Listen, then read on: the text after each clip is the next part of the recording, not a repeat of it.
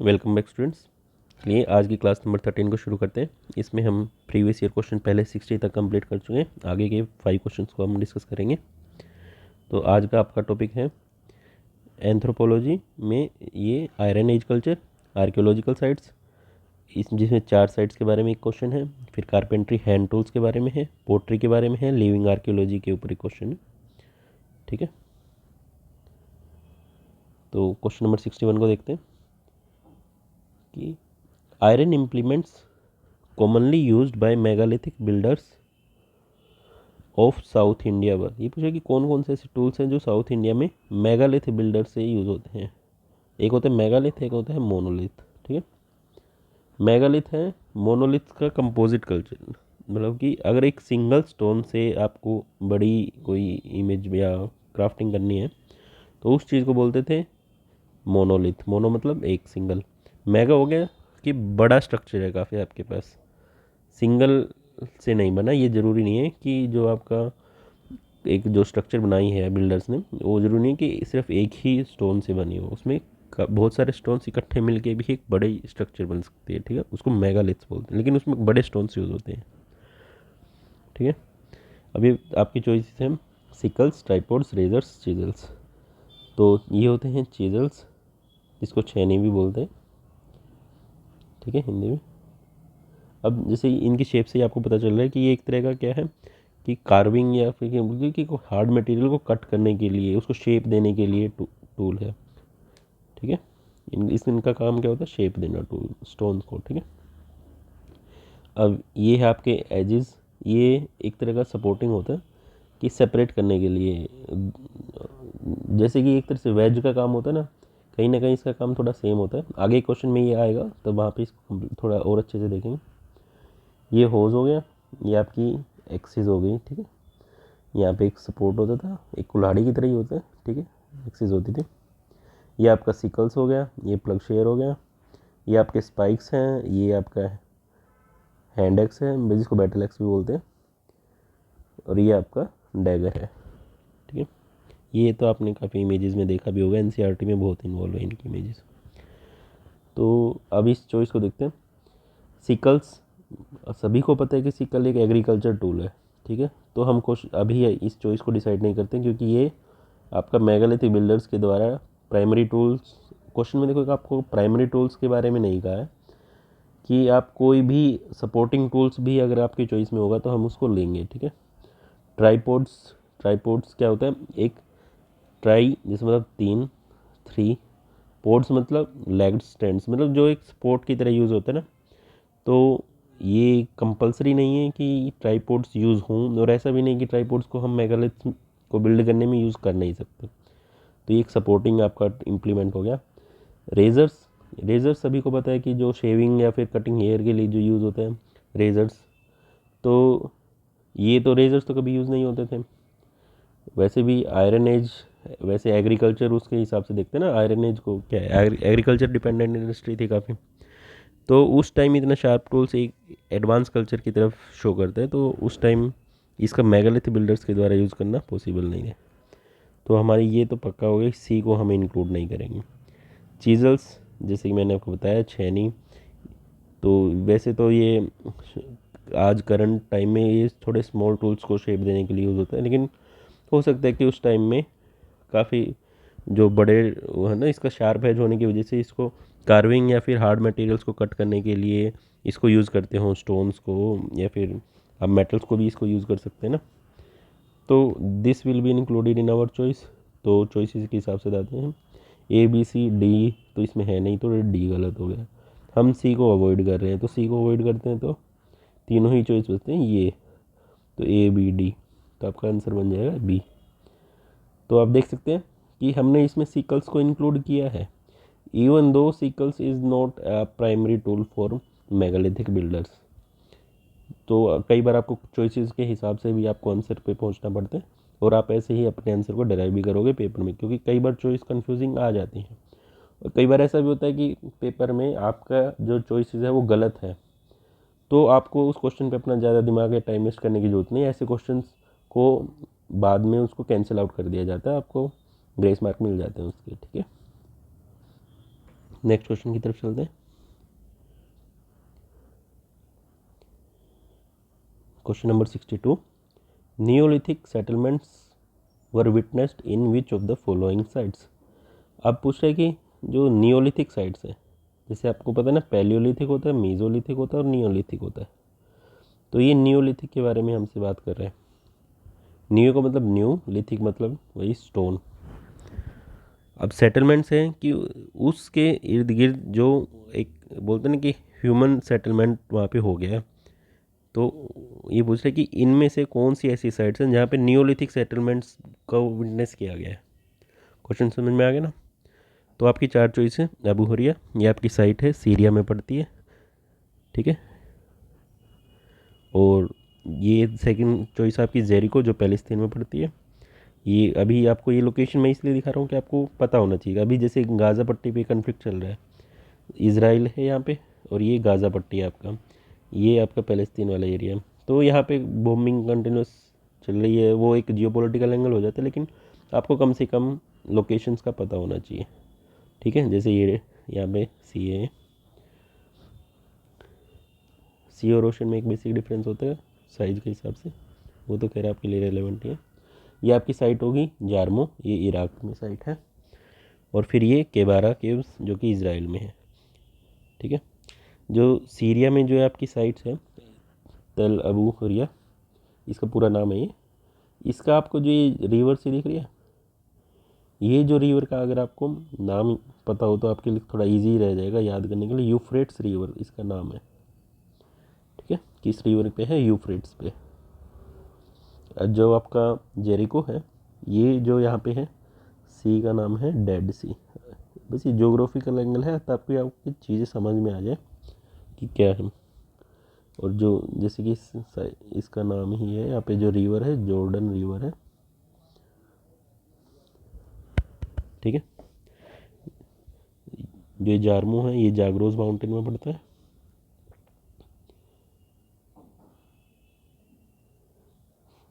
इसके जागरोस माउंटेन के foot hills पे है ये, ठीक है। फुट हिल्स होते हैं मतलब उसके लोअर पोर्शन की साइड। केबारा केव्स है, ये काफ़ी फेमस है, ये माउंट कैरमल में है। अच्छा, इनसे रिलेटेड एक बात ये है कि ये लाइमस्टोन केव्स है। लाइमस्टोन समझते हो ना, चूना पत्थर, ठीक है।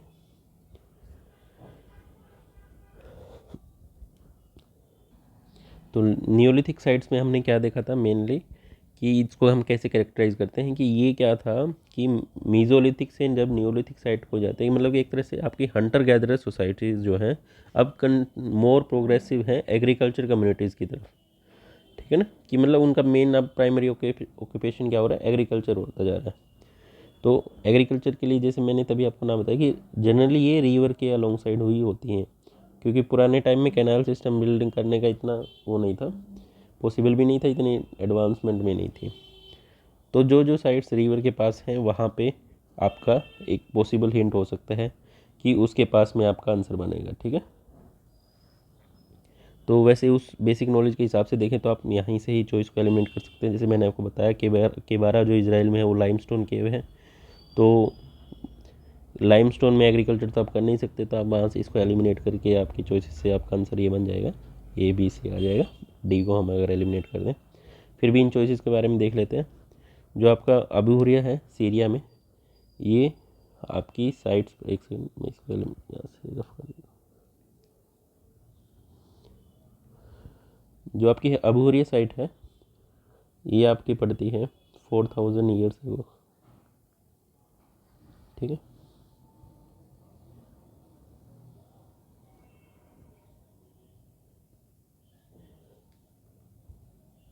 यहाँ पे हमको एविडेंसेस मिले अर्ली एग्रीकल्चर और डोमेस्टिकेशन के, तो इस चॉइस को हम इंक्लूड करेंगे। अबू हुरिया आपका चॉइस में आंसर में आएगा, ये हमने ऐड भी किया।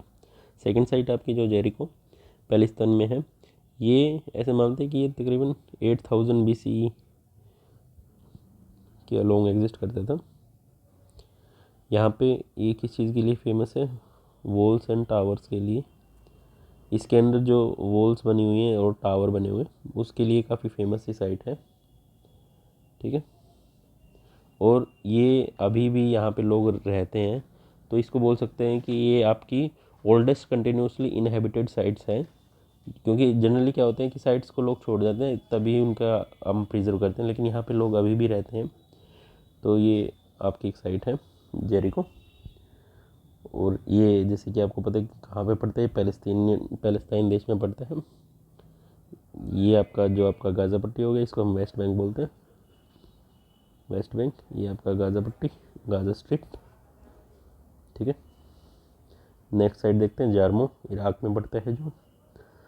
जो ये है, ये आपका जार्मो पड़ता है तकरीबन 7000 BCE के आसपास का, ठीक है। यहाँ पे भी प्लांट और डोमेस्टिकेशंस कर लिए एविडेंस मिले हैं, तो उससे है ये, ठीक है। जो केबारा केव के बारे में मैंने आपको बताया, ये लाइमस्टोन माउंट कैरामल के में है इसका, लेकिन ये आपकी नियोलिथिक साइट नहीं है। ये आपकी कौन सी साइट पड़ गई, ये आपकी पैलियोलिथिक साइट है, ठीक है। और यहाँ पे आपको नियंडरथल्स के जो रिमेन्स होते हैं ना, वो मिले।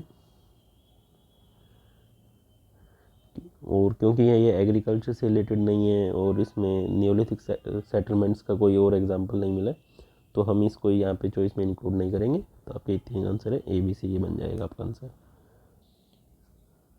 नेक्स्ट क्वेश्चन की तरफ चलते हैं। Which of the following were carpentry tools, ठीक है। कारपेंट्री जो वुड का काम करते हैं, ठीक है। अब इनकी कारपेंट्री के लिए जो अपने को टूल पूछ रहे हैं कि इन 4 चॉइसेस में से कौन सा ऐसा टूल है जो कारपेंट्री टूल्स है। ये इस क्वेश्चन में भी इसने अपने को मेंशन नहीं किया है कि ये प्राइमरी टूल्स के बारे में बात करें, सेकेंडरी टूल्स के बारे में बात करें। तो हम एक वेग अप्रोच लेके चल सकते हैं, क्योंकि इसमें मल्टीपल चॉइस क्वेश्चन है आपका, ठीक है। अब आपकी फर्स्ट चॉइस है पिक। जैसे आपको नाम से पता चल रहा है कि पिक जो यूज़ होता है ना टूल आपका, ये जनरली माइनिंग में यूज़ होता है,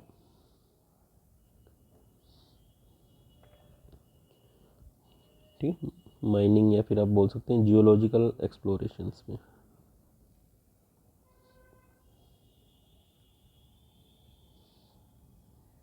ठीक है। तो ये कारपेंट्री से डायरेक्ट, क्योंकि कई बार होते हैं ना कि काफ़ी लिटिल स्पेस में से आप तो कोई चीज़ ऑब्जेक्ट को आपको पकड़ के थोड़ा ग्रैब करके उसको बाहर निकालना है, तो पिक एक तरह से पिकिंग टूल है, जिसको आप कोई चीज़ को ग्रैब करने के लिए, नैरो स्पेस में से ग्रैब करने के लिए उसको आप यूज़ करते हो, ठीक है। पिक हो गया। ये कई मान लो कि छोटे छोटे आपका माइनिंग में से आपको ये मान लो इस चीज़ का वो पिक करना है, तो उसके लिए आपको पिकिंग टूल चाहिए, ठीक है ना, ग्रैब करने के लिए। अब ये है एज। अब जो एज होता है, ये आपका जैसे मैंने आपको बताया ना प्रीवियस चॉइस में भी था, even though it can be used in the megalithic by the megalithic builders, but primarily it is used as a carpentry tools, ठीक है। कि इसका काम क्या है, शेपिंग द वुड, ठीक है ना।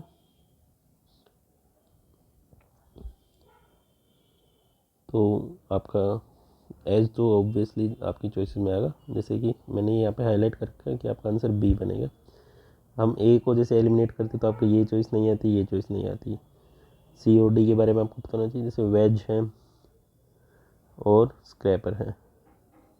वेज जैसे कि आपने पता भी होगा कि वेज आपने कहाँ देखा होगा, जैसे कि ये वुडन का बेस है, ठीक है।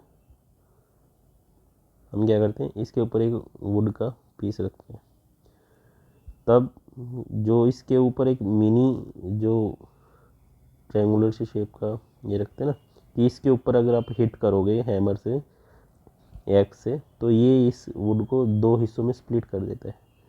इस चीज़ को वेज बोलते हैं, ठीक है। कि स्प्लिटिंग ऑफ द वुड में ये आपका टूल यूज़ होता है। तो ये आपका कोई प्राइमरी टूल नहीं है। अगर आपको मल्टीपल चॉइस होती, 3 चॉइस बनते, तो हम इस चॉइस को ऑब्वियसली हम इसको इंक्लूड करते हैं, क्योंकि एज एक आपका प्राइमरी टूल है, वेज आपका प्राइमरी टूल नहीं है, एक सपोर्टिंग टूल है। स्क्रैपर है, स्क्रैपर जैसे आपने देखा भी होगा कि इसको वुड की सरफेस को स्मूथ करने के लिए यूज़ होता है जनरली। अगर आपने कोई कारपेंटर की शॉप देखी हो तो जो वुड के सरफेस काफ़ी रुआ रुआ से रह जाते हैं, उसके बाद वो स्क्रैपर का यूज़ करते हैं ताकि उसमें शाइनेस आ जाए, पॉलिशनेस आ जाए, थोड़ा वो सरफेस काफ़ी स्मूथ सा हो जाए। ठीक है ना, उसकी जो जो इम्परफेक्शंस हैं उनको दूर करने के लिए आपका स्क्रैपर को यूज़ किया जाता है। मेनली एक फिनिशिंग टूल की तरह यूज़ होता है। तो स्क्रैपर ऑब्वियसली इसका एक प्राइमरी टूल है। तो वहीं अगर आपकी चॉइस होती बी सी डी, तो हम ऑब्वियसली सी को इंक्लूड करते हैं, लेकिन यहाँ पे इसने अपने को चॉइस नहीं दी है, तो हम सिर्फ बी और डी के जा रहे हैं। सी और डी में इसलिए नहीं है क्योंकि यहाँ ये दोनों ही प्राइमरी टूल्स हैं, इसमें ये आपने एक सेकेंडरी टूल को यूज़ किया। तो मोस्ट फेवरेबल चॉइस में आपका ये आंसर बनेगा।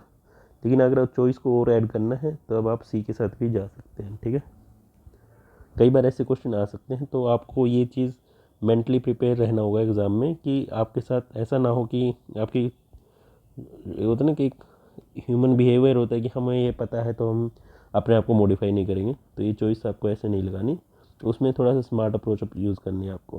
ठीक है, जैसे आप यहाँ पे देख भी सकते हो, ये आपका स्क्रैपर हो गया।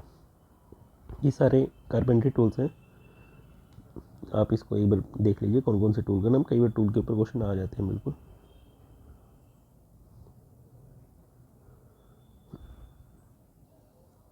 नेक्स्ट क्वेश्चन देखते हैं। 3 major methods of pot making. Pot से हम बोलते हैं गाढ़ा, ठीक है ना, पॉट मेकिंग गाढ़ा बोलते हैं भाई। ठीक है, अब फर्स्ट है कोयल मेथड, सेकंड है टर्न टेबल मेथड, फिर मोल्ड मेकिंग, फिर पोटर्स व्हील। अब जैसे कि आप देख सकते हो कि ये आपका पिंचिंग बाय हैंड हो गया, ये स्लैब मेकिंग हो गया, ये कोयलिंग हो गया कि एक कोयल के ऊपर दूसरी कोयल रखते हैं, फिर इसको फाइनल शेप देते हैं। जैसे इसने एक कोयल के ऊपर एक रही, फिर आउटर सरफेस इनर सरफेस को स्मूथ कर देते हैं।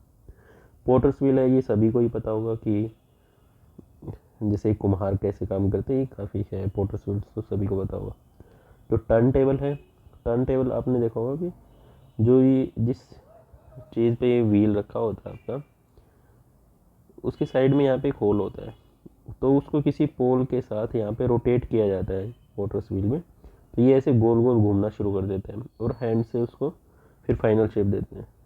तो आपका टर्न टेबल है ना, एक सपोर्टिंग टूल है, ये मतलब ये एक सपोर्टिंग मेथड है। ऐसा नहीं है कि ये primary method which is being used here for the pot making. ठीक है, तो आपने टर्न टेबल को अपनी चॉइस में इंक्लूड अभी के लिए नहीं करें। मोल्ड, जैसे कि आपको पता है कि एक प्री कास्ट होता है, प्री मोल्ड तैयार कर लिया जाता है कि इस शेप का चाहिए, उसमें आपको अपने मटेरियल को रखना है, फिर बाद में वही फाइनल शेप उसको अचीव कर लेता है। ठीक है ना, तो मोल्ड, पोटर्स व्हील्स और कोयल, ये हम तीनों ही चॉइस में को हम इंक्लूड करेंगे। सेकंड को हम यूज़ नहीं कर रहे हैं, सेकंड को यूज़ नहीं कर रहे हैं। जो आपकी डी चॉइस है, वैसे ए सी डी इसी में सेकंड नहीं है, तो ये आंसर ही बन जाएगा आपका। ठीक है, इसमें भी सेकंड है, तो हम सी चॉइस के साथ जाएंगे। काफ़ी इजी क्वेश्चन था। फिर देखते हैं 65 question. Which of the following constitutes the living archaeology. ठीक है, अब लिविंग आर्कियोलॉजी क्या होता है कि लिविंग आर्कियोलॉजी इन्वॉल्व्स